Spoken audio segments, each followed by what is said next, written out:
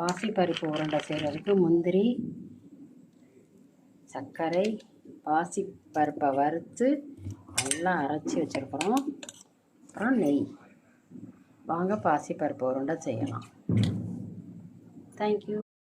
பாசிப்பருப்பு உருண்டை செய்கிறதுக்கு நெய் இந்த மாதிரி நம்ம ஒரு 300 கிராம் நெய்யை உருக்கிக்கிட்டு இருக்கோம். இங்கே பார்த்தீங்கன்னா முந்திரி பருப்பும் இருக்குது. நெய் நல்லா உருக்கி வருது. இதில் நம்ம முந்திரி பருப்பை சேர்த்துக்கலாம். பாருங்க, நெய் நல்லா உருகிருச்சு.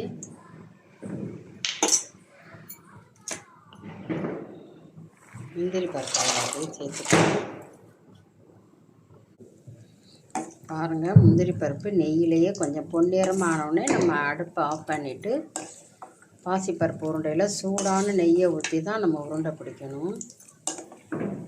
தேங்க்யூ. பாசிப்பருப்பு உருண்டை செய்கிறதுக்கு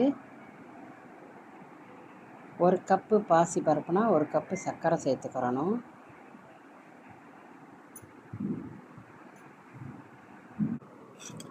முந்திரி பருப்பு சேர்த்துக்கலாம். நெய் சேர்த்துக்கலாம். தேவையான அளவு நெய் விட்டுட்டோம். அப்படியே இந்த சூட்டோடு என்ன பண்ணணும்னா நம்ம உருண்டை பிடிக்கணும். பாசிப்பருப்பு உருண்டைக்கு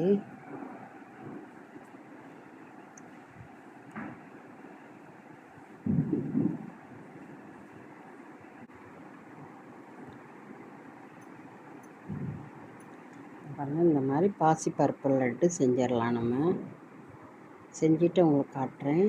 தேங்க்யூ. ஹாய் ஃப்ரெண்ட்ஸ், தீபாவளி பலகாரம் பாசிப்பருப்பு லட்டு ரெடி ஆகிடுச்சு. அது எவ்வளோ அருமையாக இருக்குதுன்னு பண்ணமோ செஞ்சுக்கிட்டு இருக்கிறேன். இன்னும் கொஞ்சம் இருக்குது. நெய் தான் இதுக்கு அதிகமாக, நெய், முந்திரி பருப்பு.